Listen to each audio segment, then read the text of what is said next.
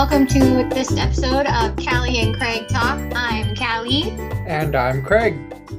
Today, we have a super special guest. We have the professor joining us again. Hello, Professor. Hello, it's good to be here again. Thanks for inviting me. Yeah, we figured it was time that we had an educational episode. Well, I'll put my professor glasses on and get educational. It's time to school some people. So recently, I did my first Instagram Live with Craig, which hopefully you watched. Did you watch that? With the interview that you had, yes, yeah, that I didn't actually. So at first I skipped through just to see it, but then I sat down and watched a little bit more of it. So yeah. Oh, okay, I didn't awesome. watch So all the way through, beginning to end. I can't claim that. So that's okay. That's okay. The reason I'm asking is because we came across several different points that we thought would be interesting to delve into or dive into. Delve or dive? What's the right word there? Dive into or Professor? delve? I think dive into is the better way to go. Yeah, I think dive into too. It's a little late for anyone at home. We're recording a little later than normal, so Callie's brain is fried even more than it usually is. So we're gonna dive into a few things that came up that we think would be interesting. I saw this thing the other day on Instagram, and Craig and I are often scrolling through, just reading different posts. I saw one that I thought was pretty. Can I interrupt for 1 second? Yeah. I can leave this all in the podcast. You don't have to edit it out. But we introduced him as the professor, but never said his name. I told you I wanted no edits. I told you I wanted no edits. That's what I said. That's what I said. Need to punish And those yeah, people that I'm haven't leaving listened this to the in. other episodes. I'm leaving this in. I'm leaving it in because you know why? Because I edit so much. I'm not editing this out. You guys can listen to this. This is what happens is that Craig, my best friend, waited how many minutes until after we started talking to decide to tell me that we needed to back up. Yes, Craig's husband, the professor, John Robin, is joining us today. Hello, John, again. Hello, it's good to be here with a name. But I like the little bit of trivia. It'd be like, now, do people listen to the other episodes where they would know my name? But now they know my name. So yes, but see, this is what makes Craig a great editor, because if this was a story, I assumed that people came to this with the knowledge of your name. And a lot of times authors do that when they're writing like their second and third book. They assume that people have knowledge from the first however many books. And I assumed that, which we all know what happens when you assume, right? Your best friend corrects you in front of people and then you have to fix it. So no, but we're just going to pretend nobody knew who you were. So Craig's husband, John, is the co-owner of the publishing house and the senior editor. And he comes on the podcast every once in a while. We break him out when we need an educational episode. So John usually teaches us very interesting things further away from the stuff that Craig and I screw around about all the time. So, Professor, was that good enough, Craig? That was wonderful. Yes. Okay.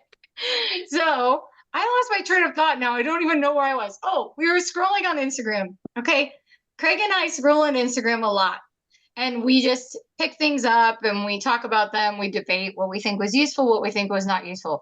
Something we found was very interesting is that a lot of people try and help one another determine the best path for their books online. So whether that be traditional publishing, getting an agent, indie publishing, whatever the routes may be. And I think that there's a lot of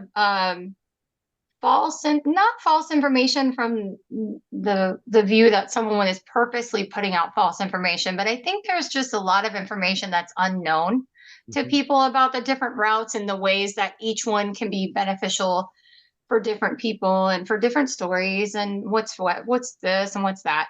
So I thought we would take a little bit of time and have you explain to us the different paths and the pros and I guess we could say cons, right? We could call it so that there are some cons because there are pros and cons with anything. It's not really, putting anything down, but I thought we could go through some pros and some cons of the different paths of publishing. Oh yeah, I could talk about that all day. Fantastic.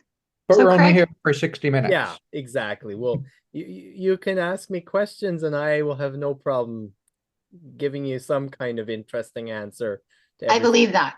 I believe that. And I told Craig, my husband loves when you're on the show because he says he learns something every time that you're on the show. Oh, So okay. whenever we listen to the episode at the end, he's always like, "Oh, that was so interesting." And I'm like, "Which part was interesting?"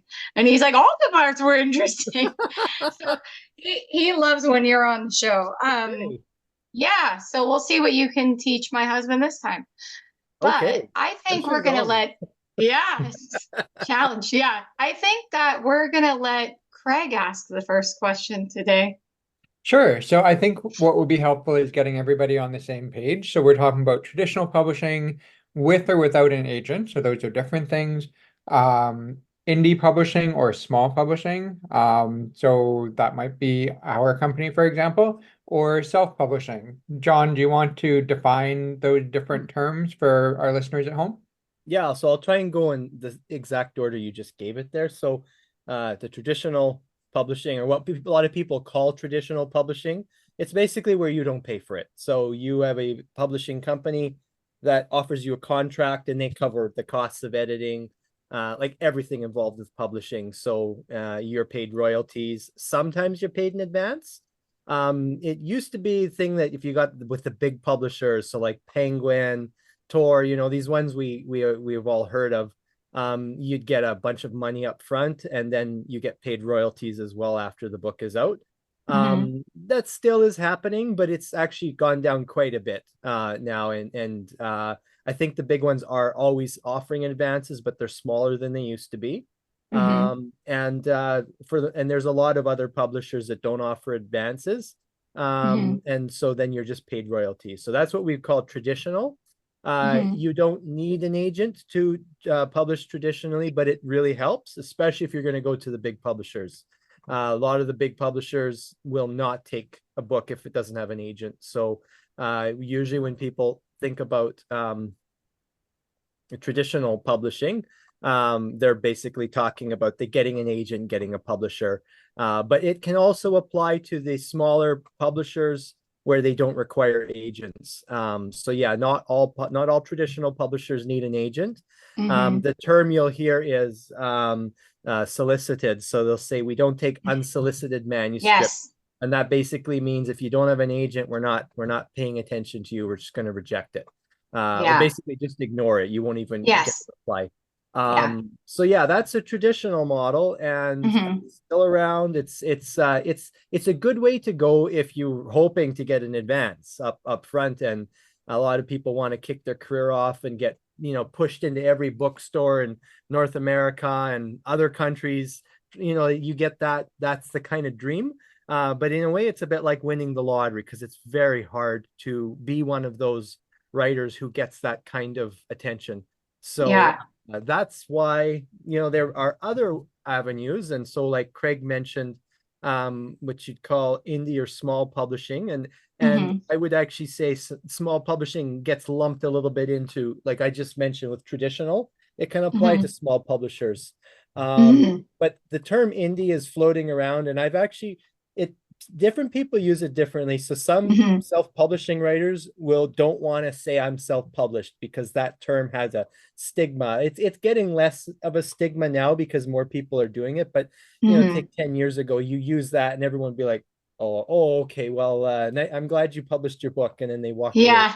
You know, Yes. Yes. because Hmm. so indie at least sounds like it almost sounds like kind of trendy, and I think that term caught on. But there's a lot of people who, when you do some digging, it's like, okay, so that's self-publishing, but they will say I'm an indie author. Um, Hmm.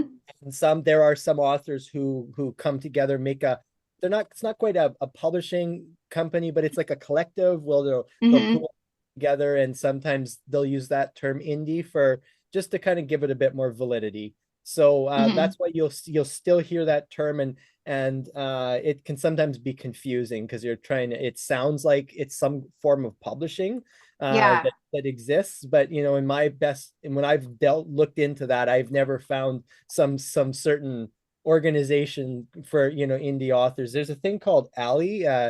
Alliance of Indie Authors, Mm-hmm. It's just the initials ALLI. Mm-hmm. And it's an organization where they try to, come together and pool their Uh-huh. resources.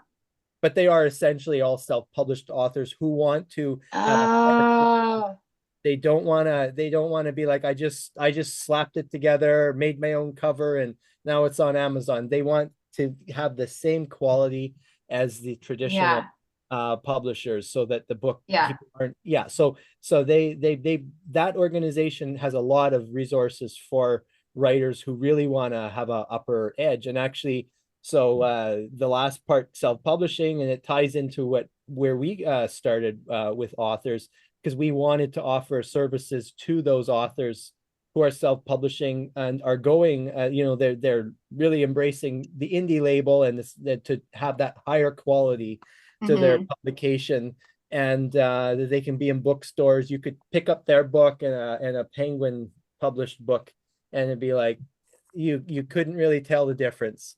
Yeah. Other maybe the whatever the if someone looked into the imprint name and like, I've never heard of that before. But Mm-hmm. otherwise, quality and all the stuff is there. Um, Mm. yeah, self-publishing, there's a wide range in that, and Okay. it does cover the stuff that, sometimes you will look at it and say, oh, okay, that wasn't edited or whatever. And I think ultimately it's, you pick up a book, you buy it, you read it. If there's 3 typos per page, but that said, that could be traditional publishing. Actually, I don't know how common that is for the big ones, that amount slip. Usually that is a sign that it wasn't edited, or it was Mm. just, read over or put through Grammarly in the computer, and that was it. Yeah. So Yeah. unfortunately, there is no way to tell when something's self-published what process went in there. And Mm-hmm. yeah, but I mean, if you're an author and you want to publish a book, there are many ways you can do it, and there's nothing stopping you going to Yeah. Amazon, publishing it really quickly with little. Yeah. And so it's really up to you to decide what the best path is. Okay. Well, that's good. So now we're all on the same page for what everything means. So that's Mhm. good. That was super helpful because I don't think a lot of people know that. And you know what? You actually taught.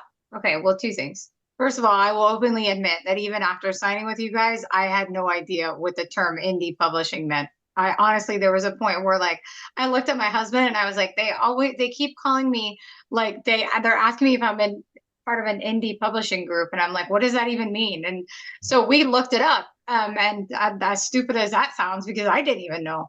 But what you're saying makes a lot of sense that self-published people also can consider themselves to be indie publishers because they are independent and they did publish it themselves. So there's nothing wrong with them using that term. It's Yeah, just like, but that makes sense. And I'd never heard that. So that was really interesting. See, taught me something already. I had no idea.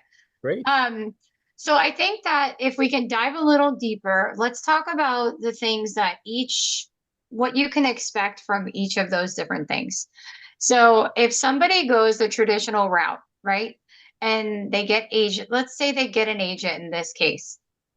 The agent is the one that is going to make the pitches to the big brands, or is the author going to do that? Yeah, the agent is basically your representative, and their goal is to sell the books that they Mm-hmm. are able to represent. Mm-hmm. To Usually it's their friends who are Mm-hmm. editors with the big publisher, and they know what all Mm-hmm. their friends are interested in, and Mm-hmm. what they're wishing they'd see in their inbox. And so Mm-hmm. ultimately, when you're pitching to an agent and you're looking at their interests, what they're interested in is going to boil down to all their friends, various editors who they know well. They're very on the same page of what all their different editors who they Mm-hmm. network with are reading and looking for. Mm-hmm. And they are Mm-hmm. hoping to see that, because they want to say, that thing you were interested in, well, I got it here. Um, Yeah. it's actually very hard to get a book deal. Even when you have an agent, doesn't mean you're going to get published. So a lot of Mm-hmm. people get excited because they finally have an agent, but they could wait a year or two and their book doesn't get anywhere. It just kind of gets dropped. Um, Yeah. and so yeah, because even those friends, the acquisitions editors who work in the Mm-hmm. with the publishers, they will make an offer, but in order to make an offer, they have to get the permission from their publisher. and usually there's like a big meeting full of marketing Mm-hmm. editors Mm-hmm. and people who have Mm-hmm. all this marketing, do all this analysis, and it's ultimately almost more of a statistics game than it is this is the quality of the book. Like Yeah. they are looking for certain trends, and there are certain things that they are anticipating. This is what we need to be publishing now, and you need to convince a wide range of people that this is exactly what they want to make the bid on, and Yeah. then that editor gets the permission to make the offer, and the agent tells the author gets excited, there's a book deal, and even if you get that deal, then there's usually, the way the contract works, there's 3 stages. You're not necessarily paid your advance all at once, so you have to do the edits all to satisfaction, or your contract can be canceled. So Oh, wow. That's it's, interesting. yeah, and do it to satisfaction. What does that mean? Like, so it's so there are, like, a lot of times writers really get along well with their editors, and they're able to do that no problem. But if the editors need certain things done, and you kick back and say, no, I'm not doing that, at the end of the day, it's the publisher. They have the prerogative to say, well, the contract says this. I wonder So how often that happens. You know what I I mean? don't think it Because like, happens. Yeah, I don't think it yeah, happens a lot, yeah, because if you're getting paid yeah, in advance, but the tough, that's the thing. It's a trade-off, because if you have this strong artistic vision for your book and your thing, and you're like, I don't want to do this, then you're put in yeah, a position that it's like, okay, but they're saying this, and they're probably right what they're saying, right. because they know what people. So you listen to that, but you'll have to be willing uh to negotiate your book like that. So it gets a little bit more of a business thing than it is an art That's thing, interesting. Yeah, and I that's hadn't, tough. and that's something else I hadn't considered too. So Mm-hmm. like you submit it, you get the agent, and they come back and tell you, well, hey, great, they're interested, Yeah. but I wonder how long the process is in between. Like, did those things happen simultaneously? Do you get the offer from the publishing house? Like, will the agent deliver the offer from the publishing house with the stipulations like that are going to be in the edits, or do you sign the contract not knowing what the edits are going to be? Because then you're screwed. Yeah, so I think if there's anything at the door that like, actually, that's the other thing, is you think you're done with editing when you've got your agent, and nope. Hmm. So there could be editing that happens in the process of the agent trying to Hmm. sell your book. So they're like, we're getting a bunch of no's, but I'm hearing this, can we change this? And so you might do that a Yeah. couple times before the actual offer, and then the actual offer comes, and then that editor might say, well, we'll take it, but if you have to do this.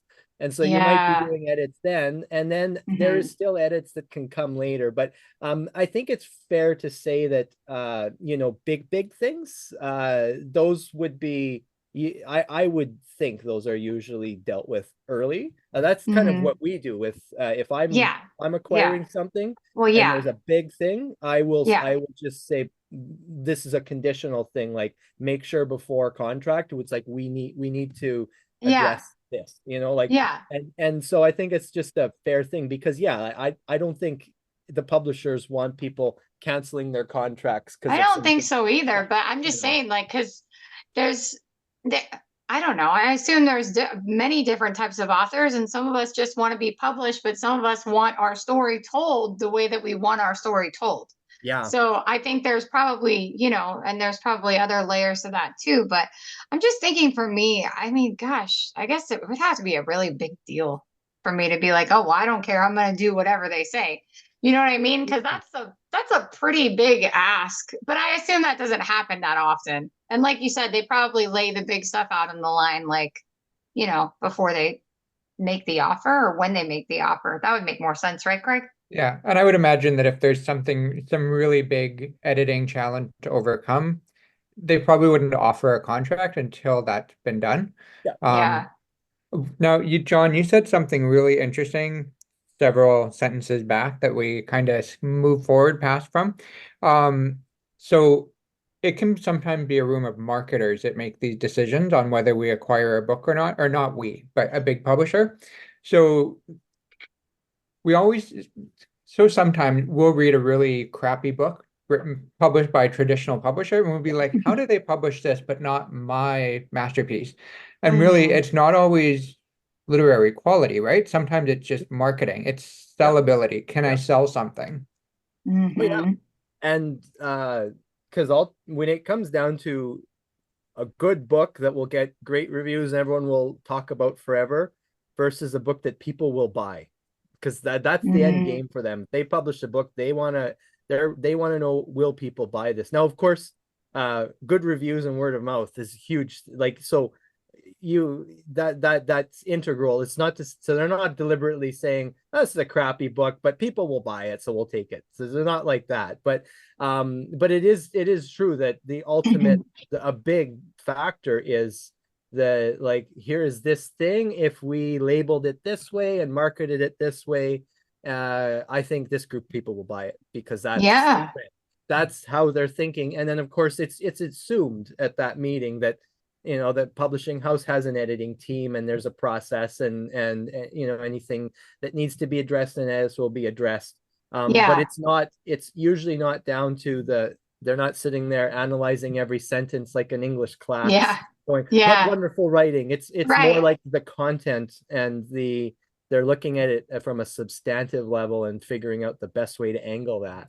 And Yeah, which I think we all have misconceptions of that as new writers, because we feel like the yeah. manuscript gets there and everyone's like, I don't know. I think I brought this story up to Craig one time. I don't know if you guys have you seen the Christmas Story, the really old one from like the I've just seen parts of 1980s? it. That's one There's with a the leg lamp, right? yeah. Yeah. There's a part where Ralphie turns in his essay, right? And he's imagining this thing happening. Like the teacher goes up and she's like, A plus, plus, plus. And she's like writing on the chalkboard and she's like dancing in the classroom because she's so happy, like in his daydream. And really, she just like takes the paper and she does not give him an A plus.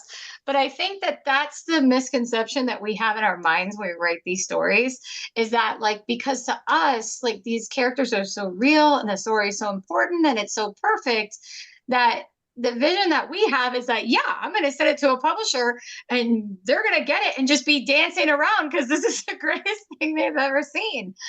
But really, in reality, if we're talking about like a big publishing house, which is what we're talking about right now, we're not going into our indie publishing house or anything. Right now, we're talking strictly agents, big five publishers. That's probably not the reality, right? Mhm. Yeah. Yeah, It's yeah. more I like the mean, marketers like just deducing whether it's going to sell well or not. right. And the factor they're really considering from the editorial side, so the words themselves, the quality of the story, etc. The thing that is more so on the table is, will this make it through edits? So Mm, they do have somebody that, usually it's an intern that will read the book through and write hmm. a very detailed report, and they are analyzing and anticipating the editorial angles and all that kind of stuff. Wow.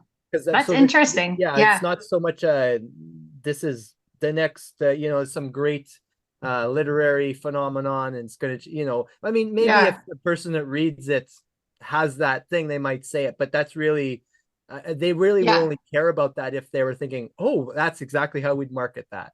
So it's, at the Yeah. end of the day, what stuff are they going to do to hit Yeah. the market they're trying to hit? um So I think that for agents, the let's just talk about the one aspect of it first. For agents with a big five, we or a big like a would there be, yeah, hold on. Let me be careful how I say things. I told myself I was not making edits today. So for everyone listening to this, I'm not making edits to this episode. So I'm going to be very careful with the things that I say today. Um, so when we're talking about getting an agent, the pros to that would be that what you don't have to submit your manuscript to a bunch of people, right? Once you're submitting it and you're accepted to the agent is going to do that legwork for you, correct? That's Mm-hmm. right. Yeah, and that's the way, if you want to get the, basically call it the royal treatment for publishing, that is the way, Mm-hmm. because you're going to get, that's if you can pull that off and convince that room full of marketing experts that this book's going to work, I mean, they're going to put everything behind that. And Yeah. those big publishers, they have that. They have all the stuff in place to be able to say this book's going to do great and we're going to place it, like put it Okay. out in the bookstores, and they might have a budget for certain things like book tours that you could do. So there's all the But things. that would be the publishing house that would have that budget. Yeah, That would not be the agent. The agent would be that's right. securing those things as part of the contract for Yeah. you So the with the agent publishing is, house, correct? yeah, the agent is okay. If you want to get that big treatment, the publishing house, you need the agent. The agent Hmm. is going to make that possible.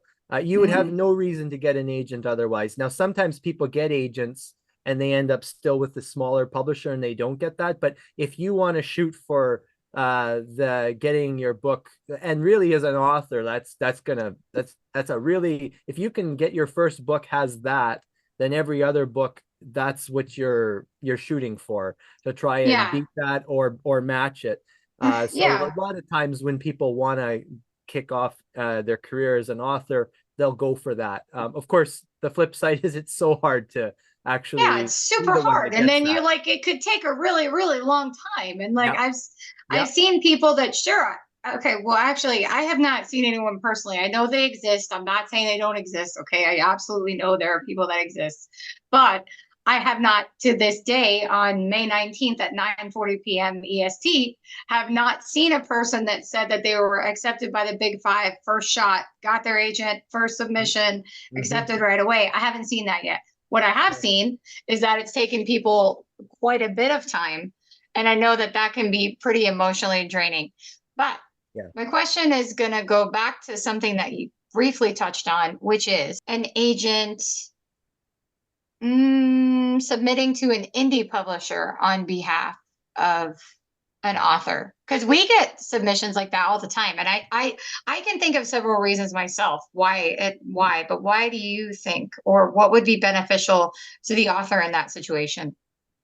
Well, so with getting an agent, so the idea is that the agent has a lot of expertise on who the publishers are Hmm. and where the opportunities lie. So, every agency is different and will have a different network. And so, at the end of the day, when you get an agent, you can be guaranteed. Well, the agent wants the best deal possible because that's how they Right.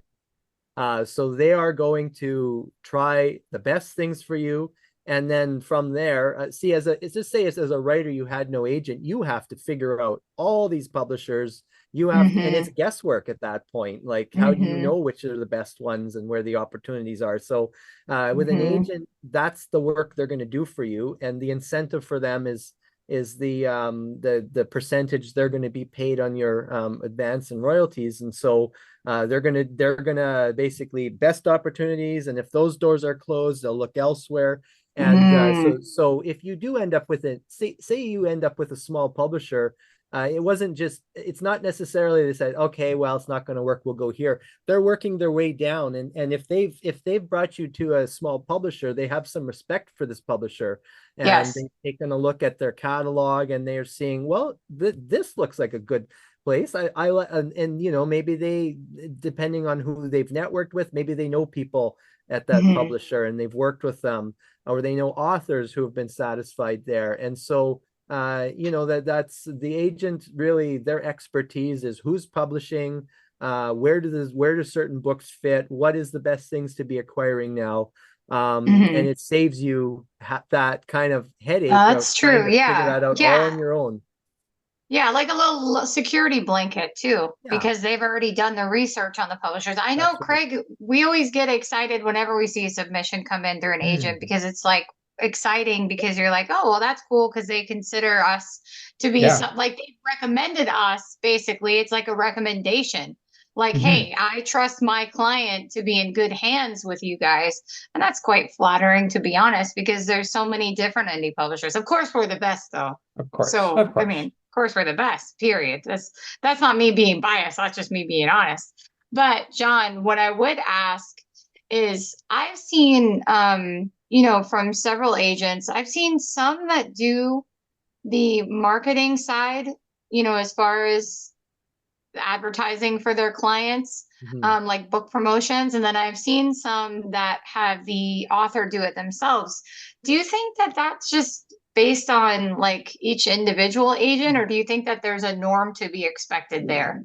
Yeah, so I mean, way to think with the agent is they're like a stakeholder, so they are being paid on your royalties essentially, and so the more your book succeeds, the more those royalties, the more they're paid. So that will vary from agent to agent, but some will really get involved in marketing Hmm. because they're seeing lots of potential and they want to help the author. So depends on how the agent runs their business. Some That's really true. do like to get involved and do a lot with their clients, and then others might have lots and lots of clients and Hmm. they don't get as involved, and they will maybe rely on the author or the publisher to do more. You can, when you're finding an agent, those are sort of some things you want to be aware of.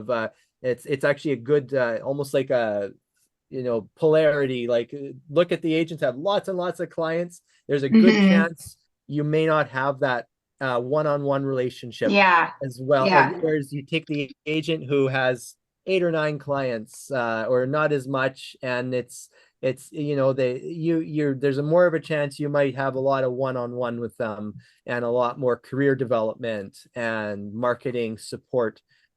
So that's something that when you're looking for agents, you do pay. It's like a metric you pay attention to, is how many Yeah. clients do they seem to handle at once. How much pull do you think the author has in that type of situation when you're going out and you're getting an agent, right? It's pretty difficult, like we talked about earlier.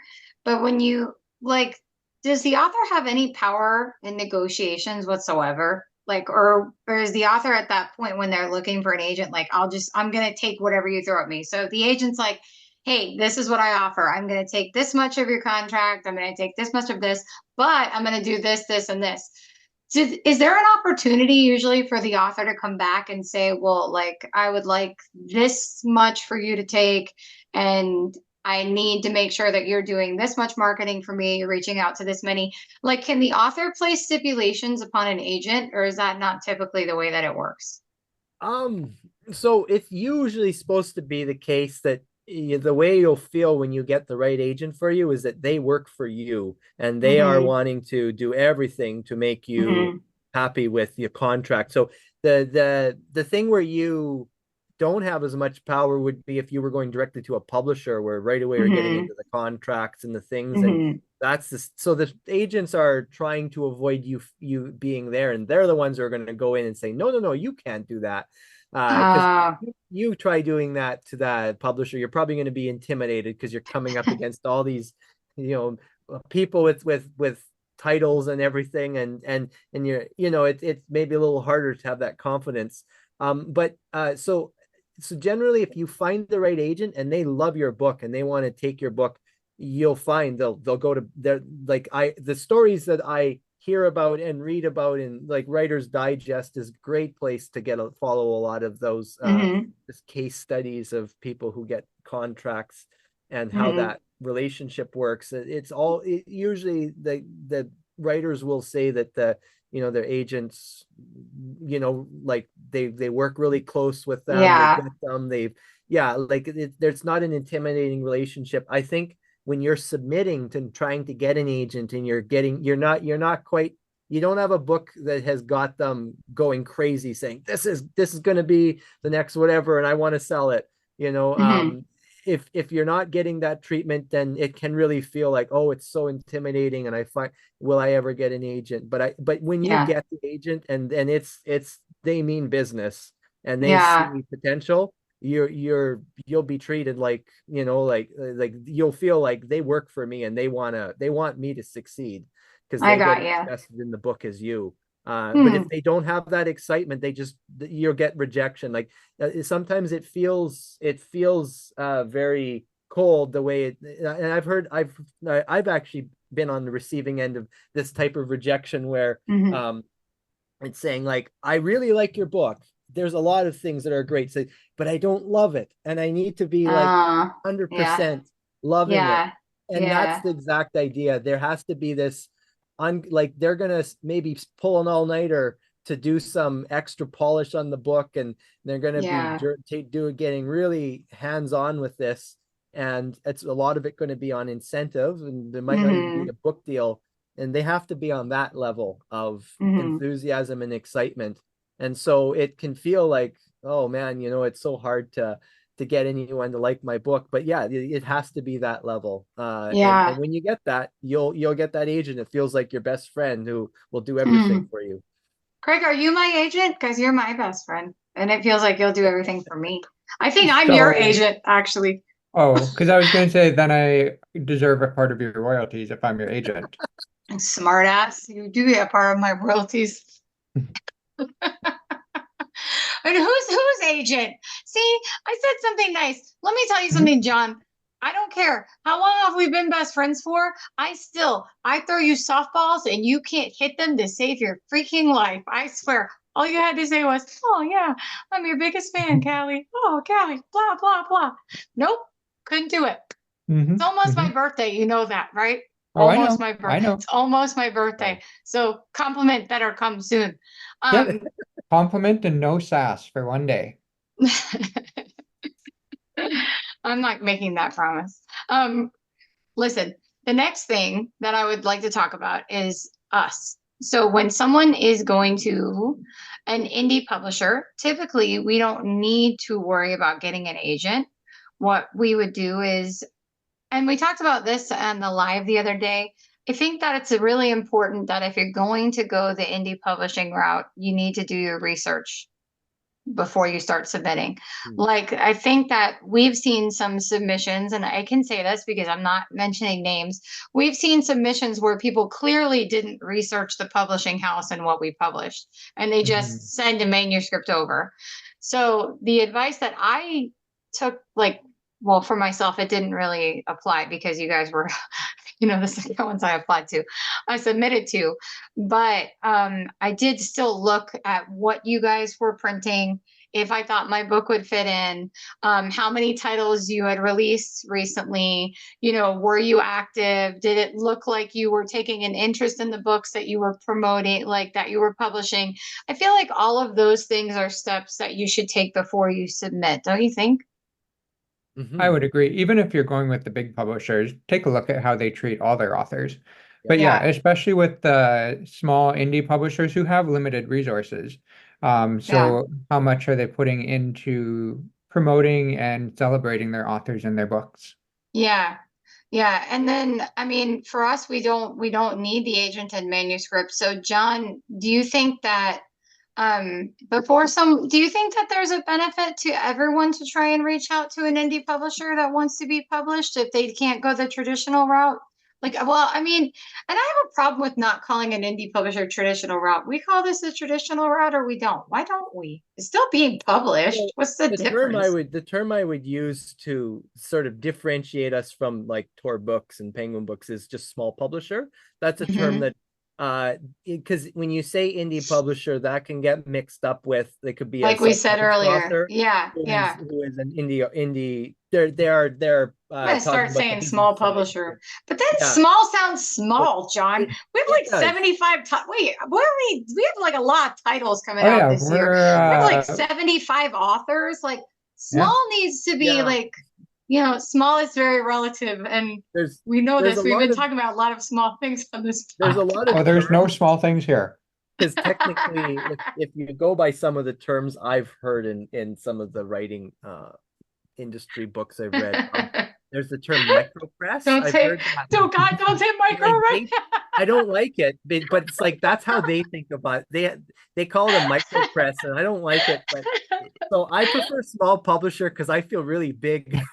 When I after reading that term, I'm like, I don't think he really? knows what he's doing, Craig. You have to go that far? So, but I'll tell you where small comes from Oh my because God, I'm gonna die. Please, John, do you please. remember the John, I Rod don't with think you know Hana what we're episode? laughing about. the what? John, we're laughing about The micro penises. yeah, Oh, the micro penis. Yes. And you literally just like you walked right into it. you walked right into it. Okay. I Yeah. said small things. Craig says there's no small things here. I started laughing, and you said, I don't know. I really thought you said micro penises because that's what my brain went. But I don't think you did. But then you started talking about large, and The big I, conglomerates, the yeah, conglomerates. You just Macro went right into penises. it. Oh my God. Okay. I don't know what you said. I'm sorry. Okay, well, I'll back up, and there may still be some. Don't say micro right now. Okay. Yeah. And especially don't say micro and then a word that starts with P right after it because that's where we're at. Okay. I'm fine. So the term small publisher, it's meant to refer to the fact that these big publishers are usually these enormous conglomerate things, like huge businesses, like a lot of big. I don't know how to like. I'm trying to not go into the innuendo now that I But know we you went there. That's it. It wouldn't be the same podcast if I had to are. be so serious, right? But yeah, so they're like these big Oh my God. with Use penis as an example. It's fine. So the giant penis comes, and what does he do? well, Where does that go? they're the big publishers because They're the they big publishers. I like how you keep saying big and doing like boob yeah, hands. this is the big publishers, and then we have this well, the small publishers, and then the micro presses. But no, Oh, micro press. That's the word you said. that's Yeah, I what, yeah, only heard not micro penis, penis. micro I only press. heard micro Yeah, no, penis. All right. that term is actually in a book. Like there's a book I read on Oh by my. the About agent. micro penises? Well, Donald Moss, he's written a lot of books about agent querying and what the publishing world looks like, and he was doing a little bit of a exploration of the different options, the different things that exist, Mhm. and looking at his terminology. He used for small press something actually bigger than what we do. So that would be your local, like they'd have a printing house, so they'd probably have their own printing equipment, but they're only Mhm. going to their region, so they're circulating their books to stores there. And that Mhm. was small press, and then he used micro press to talk about basically these publishers that are coming up where they'll mostly publish online. They will have print book, and they will have some bookstore, but they're Mhm. not a print, like a physical building where they're printing their own books and sending them to all the stores in their area. So Okay.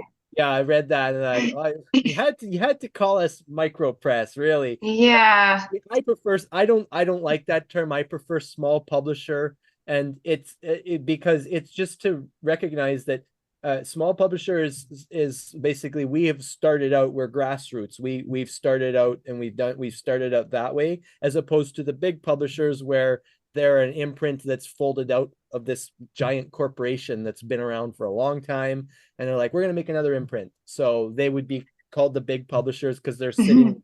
part of that big organization, Oh, been okay. around for decades, or not even, I don't think it's quite a century, but I mean, some of them go back almost, I think, 1930s, 1940s. They've been Wow. going around, and they've been able to build all on that. So that when we But say big see, publishers, that's what we're talking about. And I don't want to get off topic, but I have to bring this up. Craig, see, but that what John was just talking about, because Craig and I were talking about how expensive publishers insurance is. So like to own a publishing house, like how expensive the insurance is. And I'm baffled by that. Like I found out how much that it was the other day when Craig told me, and I was like, how, why? Like, I don't understand. And I know Craig very well, that he's not going to overpay for anything. So I know that he shopped around because he is very good at saving money. So I knew that that was not the case, that he just signed up with whoever gave him the first deal. But when you're describing like the publisher that has like the paper and they're like distributing like locally, like I could see that costing a lot of money, right? Like to insure because of a fire. But like, John, why does it cost so much money to insure a publishing house? Like what is the reason for that? I don't understand. Why should the insurance cost so much money? That's Do you maybe know? more of a me question. yeah, Oh, he Craig doesn't Because know I, either. can Well, I answer know that. that you know. I just want yeah. to know if he Oh, knows. We does John talked know? about it. This is a Oh, well, test. yeah, well, okay. I mean, just Yeah, from we talked overhearing about it, in Craig. here, We came up with what we thought because you yeah. and I only speculated, right? We Yeah, speculated. I did Google it and I found out the answer. After Yeah, well, or what? Wait, was that Oh, when we I were on think the phone? we Oh were on yeah, a we were Zoom on the call. phone. Yeah. Yeah. We were in Zoom. so Okay, as so I no, understand, John, this is now a test. Never mind. You're right. yeah, Craig, I already know the answer. Yes. John, why do you think it costs so much well, I money? mean, I'm just going back to when we did the corporation, because as soon as you go into publishing, there's Mhm. a chance you can get sued because you're publishing That's books it. and you can piss That's it. someone off if you're not That's careful. it. That's And that's the 100% thing. it. Yep. Yep. That was what we found out. And Yes. Yeah, that's copyright what you need infringement, insurance for. defamation. Yeah. Yeah. Yeah. Well, I don't know. With us, I know that I actually love the way that we do submissions, and I love the way that, and I'm curious what it's like at other indie publisher or small press. But wait, so are we not saying, are we not calling? Small publishers. It's I not know, a but we're not after after small. I after have that a term, problem with Michael. it. We're not small because how many? I'm sorry. I understand okay. I don't know. I have a problem with this. I'm sorry. This is not, my brain will not allow me to say small publisher. Like, I'm sorry because how many titles we have coming out this year, Craig? Oh, this year, about We have a lot. 40 to 50, somewhere in Like there. 40 to 50. We have like 75 authors, and like we get like at least, okay, almost 2 submissions a day, maybe more sometimes. Like basically Mhm. 2 a day we get. Yeah. I mean, like, so how are we small? Like, I guess we're just small. I don't know. Fine, we're small. We're I not guess it's micro. Don't you dare yeah, we're call us not no micro. I'm not exactly. going to be I'm called I'm I've micro. decided I'm banning that. I'm squishing that term out of existence. Don't read that book. Don't. Won't take much.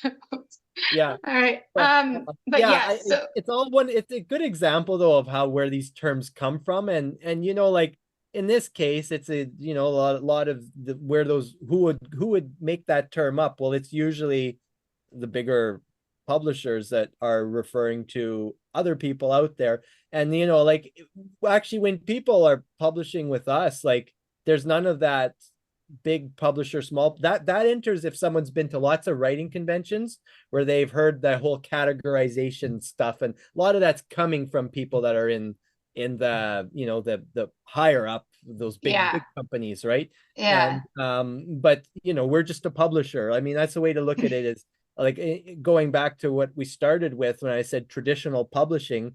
This is traditional publishing. It's where if you have if you get a publisher who says, okay, I'll publish your book, but you're going to have to pay for editing and you're going to have to pay for, Oh, that is not traditional publishing. That's where yeah. that's getting into vanity publishing and stuff where you probably should be running away. Yeah.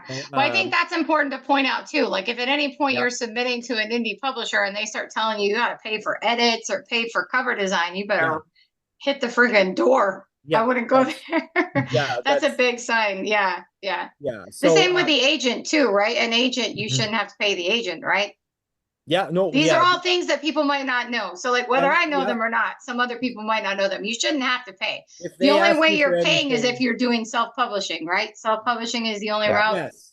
If you're And but self-publishing, oh, mhm. go ahead. Hmm. Yeah, if you're self-publishing, you're paying, but in that case, still, you are paying for the specific services that need to go into publishing the book. Well, that If you you're want to finding a pay for. company that's saying, Yeah. we'll publish your book for you, pay us, do this Yeah. deal, $5,000, we'll do editing, we'll do a cover. Well, I still run away from that And I because think that's super important too, because sometimes people just get desperate. Because I mean, yeah, even like after when those people told me that first publisher said, when they rejected me for the formatting, and mhm, I said, so for anyone who doesn't know, my first publisher that I submitted to, I was rejected for formatting. And then I found Craig. So then that's the end of the story there. There's no more to tell. But when I was rejected, the first thing I did was look at how much it would cost someone to have someone format the story properly and edit it. And I only knew that I didn't need to do that was because of, like I told you guys on, I think episode 1, when I talked to Ed Crocker, who's an editor, and he said, you absolutely don't need to pay an editor before you submit to a publisher. He said, because they have their own team of editors and they're going to edit it for you. You don't need to do that. He said, unless you were going to be self-publishing, then definitely you should, unless you're totally confident in your abilities, then yeah, you should pay someone to do it. But I was pretty close myself because, I think that when you get rejected, even though that was it's a silly rejection to say like, hey, you're first time author, you forget it, we don't need you because your formatting sucks. It still hurt.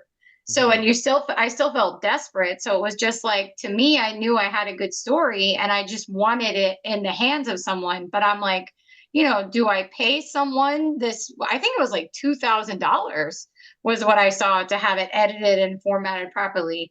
So I think that that's really good information to share with people, is that if you're planning to submit Yeah. to like an indie publisher like by yourself, then you don't need to pay someone. I mean, you do need to, but that's another thing, is that like on our website we have the guidelines, and I'm sure all indie publishers do, for the way that the submission is supposed to be formatted. Mhm. So I mean, you do need to pay attention to that, but you most certainly don't need to pay $2,000 to have your manuscript edited before you submit it. No, like there's a whole industry of like this kind of book doctor editing. So it's Mm-hmm. where there's all kinds of things you can do to improve your book before you go to a publisher.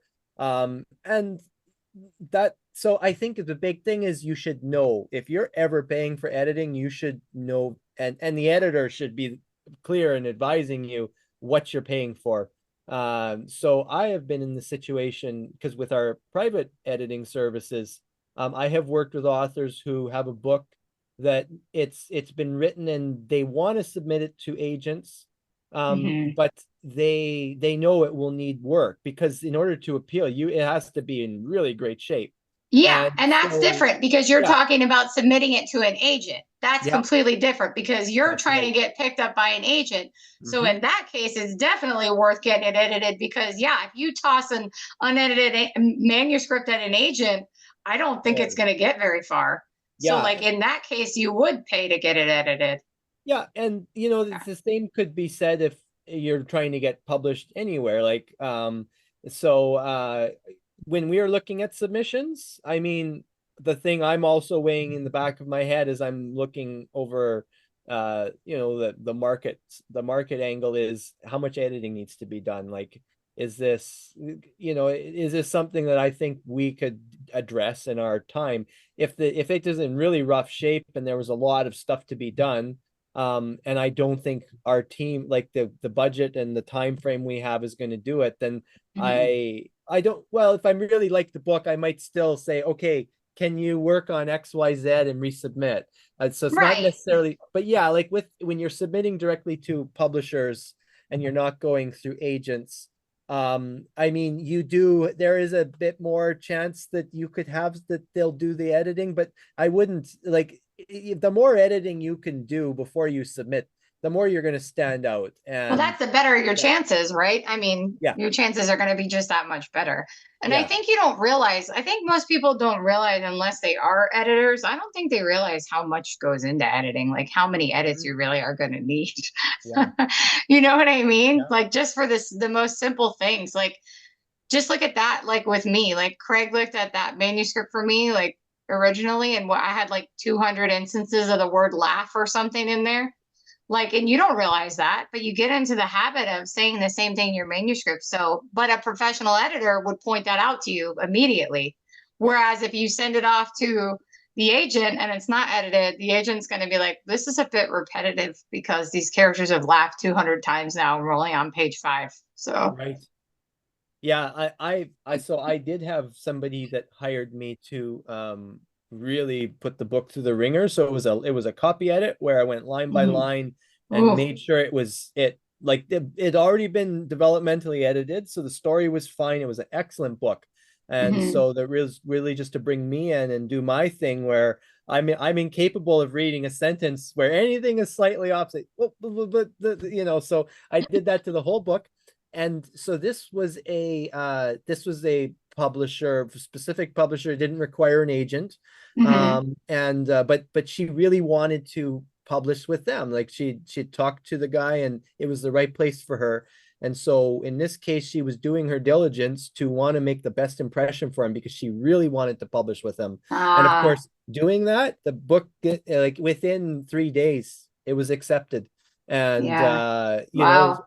so the thing is, though, if that had been delivered and it was rough and needed some work, I mean, he may not have accepted it with some conditions, but the thing is, it was just boom there. Well, okay, I find excellent. that so interesting too, because like, editors, like this is a private editing client we're talking about. This is Yeah, not part of the that's the right. Story Perfect books that encompasses the publishing Yeah, brands. This is separate.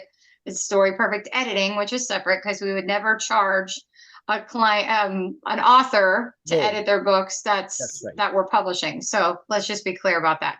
So, but it's interesting, John, with your editing clients, because like I see this sometimes with Craig and the edits that Craig does to books that we are publishing, but it's even more interesting with you. I wonder how that feels. How does that feel for you when someone else's manuscript gets accepted and you've done like a line by line edit? Because it's almost like a reflection on your work Mhm. too. So Oh that yeah, must feel pretty good. sure. I love, that's why I love doing this Yeah. work, because and like there's two levels to that. There's obviously when the publisher takes it, and part of it for me is I'm like there's also a little bit of relief because I'm like I'm pretty sure I'm on my game, but I'm when I pretty see sure that I it's did like it I know right. I'm not blowing smoke up my ass. Yeah.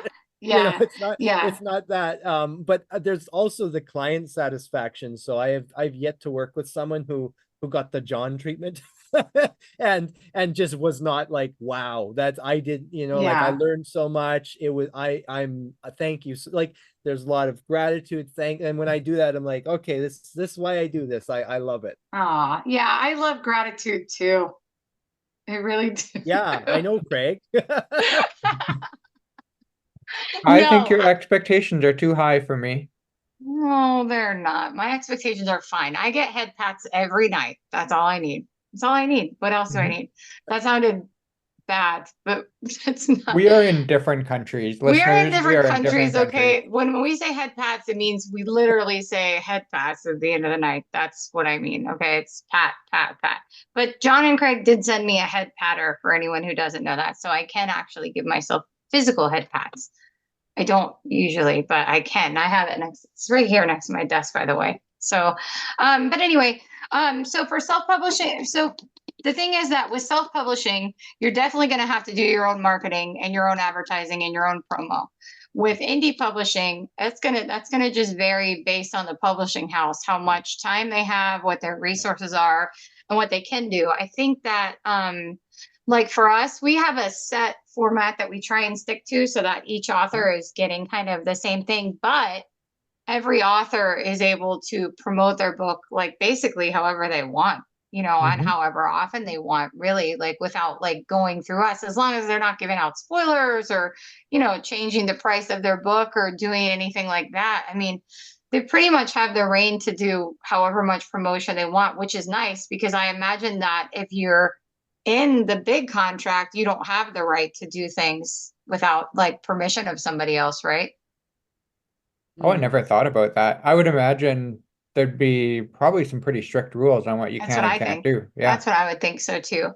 I would think I don't want to talk to you. Just said my expectations were too high for you. I can't get over that right now. So I'm talking to John right now. John,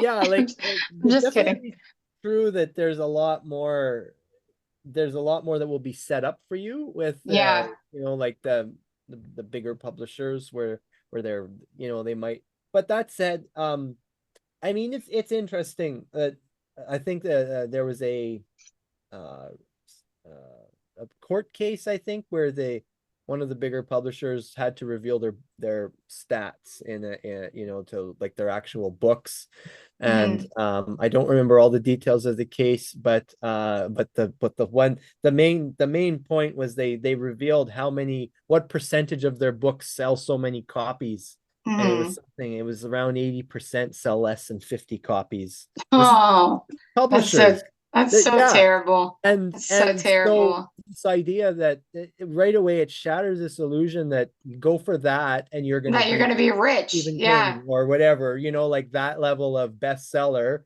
Uh, Yeah. but yeah, Yeah. so that's not the case. And so in terms of the marketing, I mean, there are people that will you know, publish other ways, not with those publishers, and they'll do better. And Yeah. you know, so they don't necessarily have a magic way of making every book that they Uh, publish sell in the thousands. They do have the ability to place them in stores, but yeah. you know, then if they don't sell, the books will get returned, and then they take a loss on that. Yeah. So yeah, in terms of the marketing, say you go with a smaller publisher who's not part of that big thing, and but maybe they really have a good network of readers, and they've been doing their legwork. and they might have a lot of helpful. I mean, I know with us, for example, we have a lot of helpful resources where we try to give our authors as much as they can they can know, in terms of who can they reach out to for Yeah. reviewers, Hmm. and We just do. other Yeah. tips like how to make a street team, Yeah. ways to coordinate using social media, Hmm. and so there's a lot of opportunities, Yeah. and like every publisher has a different thing. Like I know that there are some publishers that will do a lot of in-person conventions, so they might have a circuit of 6 or 7 they go to every year. And so knowing that, then that's right away, your book's going to be on that table. Yeah. So Yeah. We that's just did a couple events and we had some books on our that's table. I right. obviously can't have every single book on the table, but I Yeah. think that it's important to know that if a couple things. Number one is if you're writing because you want to become rich, I feel like you should probably be writing for a different reason. Yep. And Yep. you could become rich, absolutely. So I'm not, Mhm. and listen, I've said a million times I'm stupid, but I'm not being stupid right now. Like the odds of you Mhm. being super rich are not as great as the odds of you making just a normal amount of money off of a book. Mhm. I don't think that they're as high for you to be the $1 million maker, but you absolutely could, and you should believe that you could when you're writing. But I Mhm. think that you probably should level set like before submitting. And I think, Yeah. like for me as a new author, these are just things that I've learned myself in the past year. Because I was definitely one that thought the same things. I thought, hey, my manuscript is going to hit you guys. You're going to see it. You're going to be blown away. You're going to be like throwing confetti around the house because this is the greatest thing that you've ever seen in the world. You're calling all the people, right? And that's obviously not the reality. And that's not the reality for many people. It can be the reality for some, though. But I think something that surprised me is that there is really no method to like force people to read your book. There's no method to force people to leave a review. There's no proven way Mhm. to get copies sold, like no matter what you do. So like you need to do it because you're passionate about it and because you want people to read the book. And I think that it's important to know that just because you do have an indie publisher does not mean, or a small press, whatever, what did we say, small publisher, whatever we're calling Oh, ourselves, publisher, the small yeah. publisher, okay. It doesn't mean that all of that marketing is going to be done for you, because so much of it still relies on you. And if you're going to just go with what the publishing house is going to do, obviously it will vary based on publishing house. But as someone who's very active on social media, I can see what a lot of publishing houses are doing. I don't see as many doing the stuff that we're doing, but I'm sure there are Mhm. some that do more, and there's probably some that do less. But I think that that's something that's really important, is that just because you sign with a small press publisher doesn't mean that they're going to handle everything for you. Like Mhm. it's still closer to, like I would say the amount of marketing you're doing is closer to the amount that you would be doing if you were self-publishing. Because you're basically, Mhm. like you're not alone on an island because you have the backing of the publisher, but you're still having to do a lot of marketing yourself. I think that's something that a lot of people don't realize. Mhm. Yeah, one of the things that, I mean, when you look at why would I go with a publisher when I could just self-publish, if they're going to basically doing all the same things marketing wise. Now there are some people that don't want to have to figure out how to put a good book together. They don't want Mhm. to. They get paralyzed about at that, and then it comes back to the why an agent, why not an agent. Some cases, going with a publisher, you know that publisher has been in the business of how to put a good book together, and they have a vested interest in trying to sell certain books. So if they say yes, they obviously have a reason that they're thinking, oh Mhm. yeah, I think we could sell this. Yeah. So that's the thing with going with like a publisher that we'll get rid of this. We'll get rid of this small publisher. Say publishers that don't require agents. There you go, right? There you go. That's it. The new Yes. way to say it. Hmm. But yeah, like in that case, you also can do some research on that publisher and get a sense, do they go to events, and maybe talk to other authors and find out what they do. If you're looking at, do you want to go with this publisher or another angle? I think if you're contemplating self-publishing and something you really want to do, just to keep in mind, the other thing that the publisher is going to do is they're going to cover some big costs for you. Is if you self-publish, you're probably looking at $5,000 or something like that to do all the editing, the cover, and Hmm. then if you hire a formatter or whatever things you're going to, Hmm. the bulk of that's going to be editing if you don't cut any corners. Yeah, So it's expensive to self-publish, whereas if you get a publisher, they're going to take care of that. that's true. So also it's good to talk to some authors and find out what do they do for editing, because that's a question. If you have the money to pay for the edits and you're trying to decide, would I go with this publisher or should I do it myself? Then you would want to find out what quality of editing you're going to get. Yeah. But yeah, and there are cases where if the money's not an issue and it's like, I want this book out in this way and I know how to make a book, I know all this stuff, I really want to do it myself. Well, self-publishing is probably the option for you. Like there's a Yeah. lot of people that Yeah. go into it, they love it because they For have complete sure. control. Complete If they're control. their own Complete control. that's the Hmm. indie author thing, right? Where you are your own business and you don't answer Yeah. to anyone. You control everything. It's your Well, and yeah, and you're for not some splitting people money with that's anyone. You're not yeah, splitting, you don't have to share your money with anyone. So there's that too. yeah, Yeah. I would just say I think there's just a lot more in marketing than I think that I would hope that authors do their research before they publish a book. Because for me, as someone with marketing expertise, I am, it's hard. I also find that it's easier for me to help promote other people's books than my book, which is yeah, a weird thing too. Just the same as I can talk about someone else's book more than I can talk about my book. So I don't know what this is. It's like I feel like I'm outside of my own body sometimes in the publishing world now. Because it's not that easy. It's really not. yeah, I've had great luck so far. My book is selling great. But there's still, like, you got to keep coming up with ideas for content. You got to keep finding new readers, and you got to keep promoting the book. yeah, And it's a lot. It's a yeah, lot for someone to do. So I think the idea that you're going to just make the book and yeah, then put it out and it's just going to be successful is probably not accurate if you're going to go with yeah, the publishing route that does not involve an agent. Is that what you went with? yeah, Yeah. I yeah. think Well, it's going to require a lot of work, yeah, and you're you know. touching on a really interesting thing, and that is the this whole my first book versus my author career. And what Hmm. you're seeing now is the author career side, which is you've got a book out, you now have something around which to engage with readers, to build Hmm. momentum.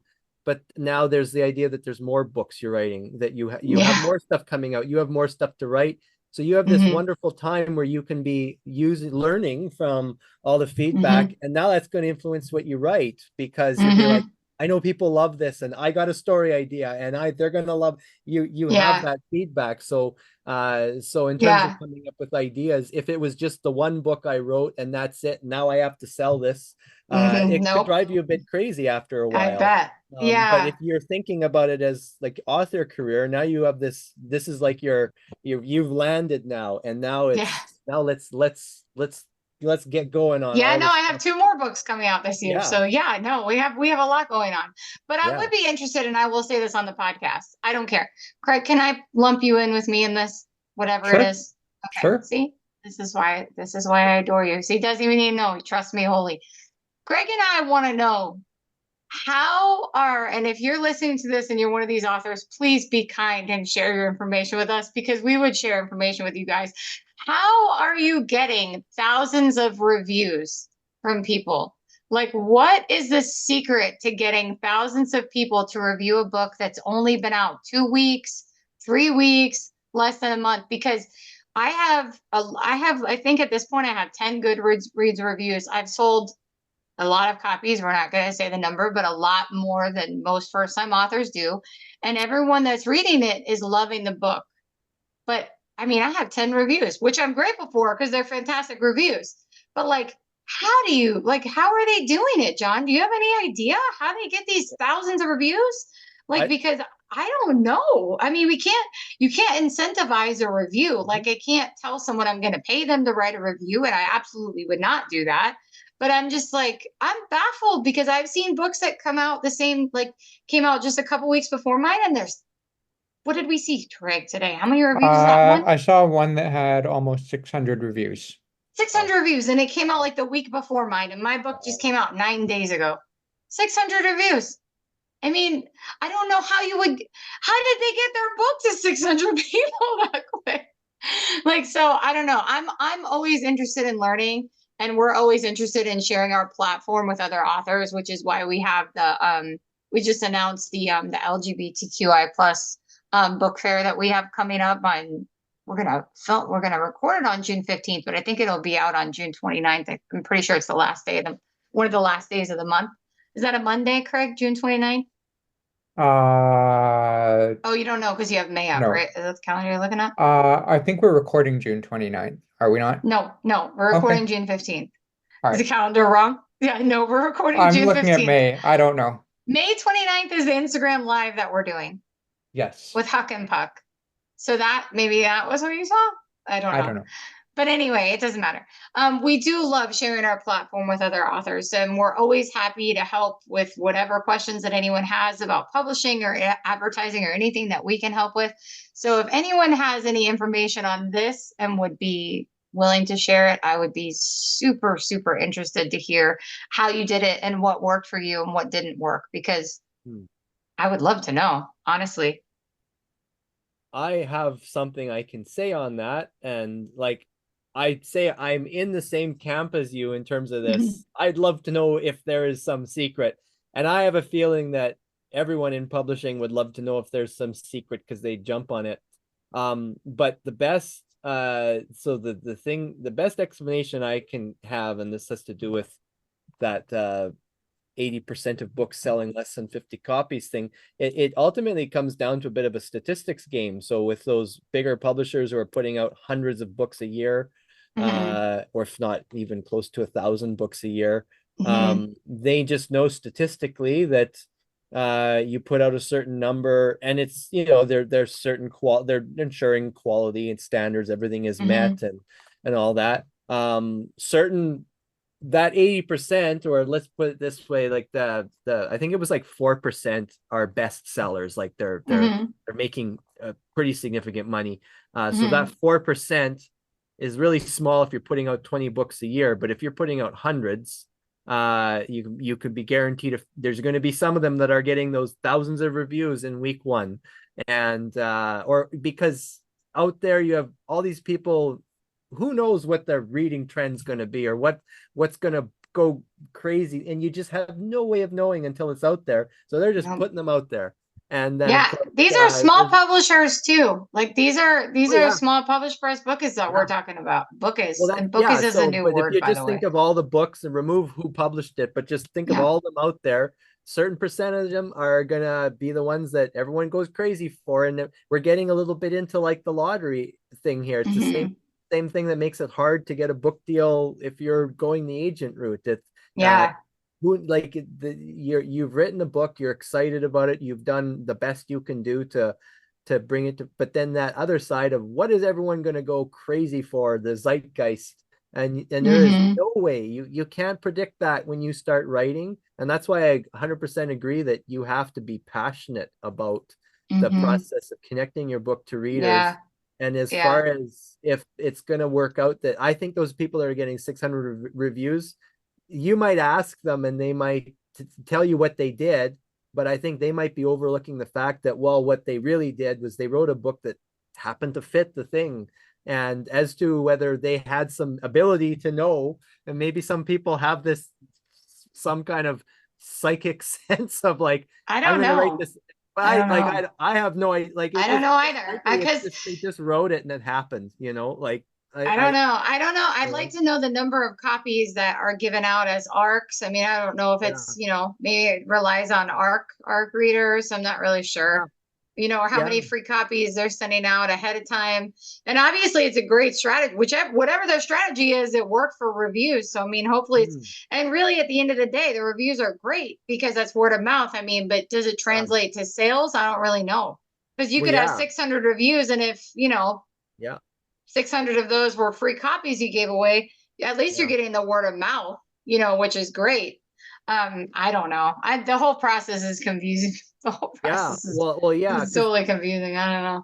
It's usually crazy. reviews are a fraction of the sales. That's usually the Mhm. thing. So if you see 600 reviews, it was probably 10,000 copies, That's what I'm 20,000 sold. saying. Yeah, but you're talking So about books came out like 10 days ago. It was like yeah. 20 And days so ago. like the question for me is what is it that hit for those to go? And then, like some books sell a lot, and then the percentage of reviews is low.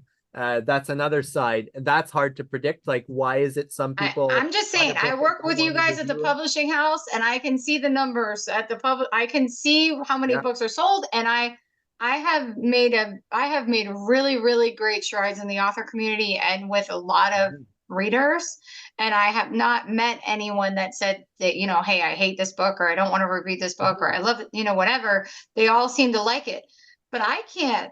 I mean, what more can I do beyond that? Yeah. There's nothing more you can do. So Yeah. so there's something is missing. Like there's something that it's either, and I can see how hard it is for other people to get reviews because I'm actually considered lucky based on right now that I have 10 reviews. Like that's considered great. You have 10 reviews. That's fantastic. Your book came out 9 days ago. Wonderful. But to me, I'm like, well, yeah, but I want more because I want more people. And it's not like a vanity thing. It's that I want more people reading it. Like I want it in more people's hands. And I don't know I don't know. I can't like stand on top of my house and scream out to the void because no one's gonna hear me, which is what I feel like I'm doing sometimes on social media. It's just like screaming into the void, like just for anyone to pay attention. But anyway, I would be interested to know that. And yeah, we do have a super exciting episode coming up because we're gonna have that book fair and that's gonna be super Yeah. fun. So maybe we can find out some information during that, Bestie. Yeah, And I would maybe. love to hear when I always listen to these episodes too. Oh, Like, are you gonna come, John? You could come pitch oh your yeah, I book. mean, maybe I'll get to hear it firsthand. I want to hear if someone has some wisdom on this. Yeah, This you would be have exciting. you Yeah, could pitch your book, and your book sold some copies this weekend at KeyCon. So it that's did. exciting. That Yeah, must have well, felt good. science fiction fantasy. I'm glad that I found some fellow kindred spirits out there who like Yeah. fantasy. So Yeah, and Craig's book sold this weekend. Craig signed a couple copies this I weekend too, did, right? yes. Yeah. Yeah. Yeah. And I sold out of your copies, Callie. I Yep. had a few copies of your book, and between the Queer Book Fair 2 weeks ago and KeyCon this weekend, I completely sold out. Sweet. That makes me happy. Well, we're all Mhm. happy then today. You know what? It is getting late It is. and you guys need to do some stuff. And I'm kind of sad because I wanted to talk about the groceries. Oh, we'll have to save that for a future episode. But yeah, so we were going to Yeah. compare grocery prices between our two countries. Yeah, we were because grocery prices are getting crazy. And my husband was approached by a woman at the store the other day who was asking him, who told him that she felt bad for us for having kids in this day and age because the box of cereal cost $6. And she didn't know how we were going to survive. She said that based on, I don't know what. She just saw my husband. People talk to my husband all the time when he's walking around. So she saw him and pulled him aside and had a box of Life cereal in her cart and said, "You see this? This is $6. How do they expect us to survive like this?"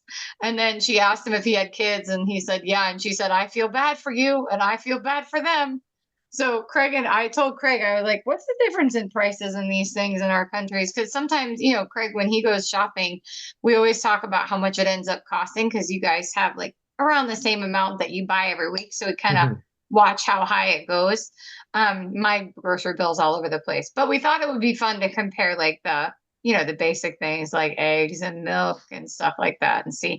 And I am playing with a candle right now. Do you see this? Mhm. It looks like a soda, right? yeah, Mhm. yeah. It's not, it's a candle and it smells so good. It's a fizzy cherry candle and it actually smells like a fizzy cherry drink. So if anyone has heard anything popping around. That's what it is. It's an apple strawberry fizzy cherry scented candle. That's a Mm. mouthful, Wow. right? Yes, Yeah, but it looks like a drink, right? It's so it cute. does. Yeah. I would Yeah. make the mistake of drinking it, I think. Yeah. When I brought it home, my daughters were like, "What is that? Are you going to drink it?" And I was like, "Well, it's a candle, so I'm not going to drink it, but it smells good though." So anyway, I think that was basically it. I mean, so at the end of the day, all routes are good for publishing, and it's just about doing what you want to do. And Yeah. really, I think it comes down to, I don't think it sounds wrong to say the level of, how long do you want to spend? Does that sound right to say that? The level of effort you want to put into it? I mean, because I feel like they all take a lot of effort. Oh, they all take a lot of effort, Yeah. but certain paths take more effort. Like I think, Yeah. self-publishing takes a lot of effort to do Yeah. it. Yeah. yeah, Going with a small press because of the marketing side requires a fair bit of effort too. Yeah, it does. And then the other one also requires effort because you're trying to pitch to an agent, and that requires patience and Hmm. diligence and following up and a million. yeah. Good. Why are we authors? Why do we do this? Because we like to torture ourselves. We do. We do. Well, I like the helping the authors part. Like that part I love. Like, and I love like when we get to sign somebody, that's really fun. I love the submissions part. I love people's release days and seeing their numbers and like Hmm. happy author faces. And I love helping. Hmm. For me, I love review. I love like hearing that people love it. So that's why we do it. See, Craig, there's a lot of good Yeah, reasons to there we do go. it. Yeah, there we go. So now, did I miss anything? Are we I don't good? think Was we this did. was this a comprehensive episode? Did it make I think sense? so. Yeah. Yes. Yes. Okay. Well, I don't want to hold you up, but John, I'm real sorry to do this to you, buddy. Mm. What's that? Craig, Because you're kill the you, man. guest. Oh Yeah. yeah. I was Because ready you're the for this. guest, you get the final thought. I was ready for this. Well, so tied to what you were just saying, when you're trying to figure out what path you want to take, it's important to know, like, really spend some time figuring out what your goal is with your book. So, if you're trying to decide, do I want to self-publish? Do I want to get an agent? Do I want to submit directly to a publisher that doesn't need an agent? And you're trying to figure that out. It's really worth just figuring out what is your end goal with your book. Like, do you just want to get the book in readers' hands, or is it that you want to start a career as an author and you want to try and follow a certain path to be in Mm-hmm. bookstores everywhere, and you don't want to have to stress over all that stuff, Mm-hmm. or do you just want to get the book published? You don't want to have to, you maybe don't have a big budget for the editing and everything, and you'd like to get a publisher that will take care of that. So just think those things through if you're trying to figure out which path is right for you, because there are essentially these three paths that we've talked about today. It's also important to know you can hybridize. Just because you That's true. self-publish your first book doesn't mean you could never seek an agent on another, or you could have multiple publishers. There's nothing that stops you from there, and really at the end of the day, what are you trying to do?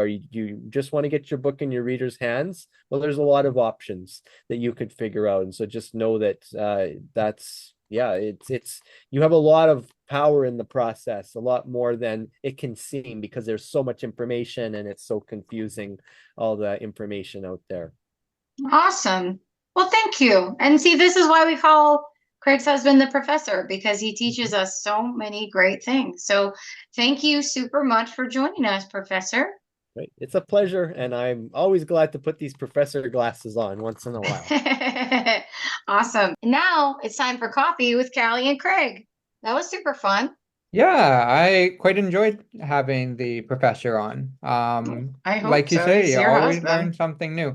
Yeah, he's okay. Yeah, but I enjoyed the talk. I always like talking shop about publishing, and like it can be real confusing, the differences between traditional small publishers, self-publishing, figuring out what's right for you. Yeah. And yeah, so like you just kind of gotta ask these questions, figure out the benefits and drawbacks of them, and see where you and your project fit best. Yeah, yeah, and I really am. I know we touched on it a little bit, but I am really super looking forward to the book fair that we're gonna do, and we have Yes. that. Yeah, we have a graphic on our Instagram pages, our Threads pages, and our Twitter pages. And that is open to any writers of LGBTQI plus stories that would like to hop on. We're going to give you 60 seconds to promote your book and advertise your socials for free. No strings attached. Other than that, we ask that you're following us and that you're respectful to other guests. And that's really it. Other than that, it's just free promotion because we love other authors and we love books and we want to get good books in people's hands, whether we're the ones publishing them or not. So we're happy to share the platform. But yeah, that is open and that will be recording on June 15th. And I think registration closes on June the 8th, I think is what I set it up as. So it's just a week before the event happens. But I will say we already have gotten a pretty large number of responses. So it could end up closing earlier than that, but definitely reach out. Instructions for how to apply are in the posts. And I think that's it. Oh, the next episode is going to be, where are we at? You know who it is. Oh, is it the one person that we haven't talked about for the first time It's ever? the And one now we're person going to that talk for the about him? first time ever we haven't talked about. Oh, but wait, we said the professor's going to join us for that episode too. I think. Yes, that's right. Yeah, we're gonna drink with Harry F. Ray on the next episode of Cali and Craig Talk. Yeah, we're gonna have Harry is going to prepare a special drink, and I think what we're gonna do is all three of us are gonna well, you and John have to count as one because we can't get super, super drunk because it's the middle of the day for us. I will be drunk by the end of this podcast. And Harry's gonna pick his favorite drink and we're gonna make that. You guys are gonna pick a drink and we'll make that, and then I pick a drink and we'll make that. So we'll have three drinks. Yeah. So we might be a little drunk. The only person at risk here is John, my husband, but sometimes when I get a little too tipsy, my hands get grabby. So John's butt better watch out. Well, luckily you'll be at home. So yeah, it's only John. That's it. So John, just know your butt's in danger. But we're gonna have a lot of fun with Harry F. Ray, who also just had a release. His book just came out on Tuesday, right? Tuesday or Friday? Friday of Gods and Boys. That's a YA. So yeah, I mean, you can call me Cooper now, and of Gods and Boys, and be super happy. And then your book's coming out soon, Bestie. Yeah, June 21st, Defeating Demons and Breaking Up with My Boyfriend. I can't wait. Yeah, it's super excited. Spooky. It's a spooky story. It's an amazing story. I love that story. So, and people are gonna love it. It's gonna be so big. I'm so excited for it. Now you can do the thing. Okay, so if you want to follow us online, and really you should be already, so why aren't you? We're on YouTube. Let's see if I got this right. YouTube, Instagram, Twitter, and Threads. It's Blue Sky. I always mess up on. Are we on Blue Sky? No, we're not. All right. YouTube, Instagram, Twitter, Threads at Cali Craig Talk. CaliCraigTalk. And TikTok. And TikTok. See, I messed it up. No, you didn't mess it up. I just added for color. That's okay. You didn't mess it up. So yeah, thanks everyone for joining us. This was super fun, and we will see you next time. Bye. Bye-bye. Bye. Bye-bye. Bye. Bye. Bye. Bye. Bye. No, I said bye. Bye. Oh, okay. Well, bye. Bye for real.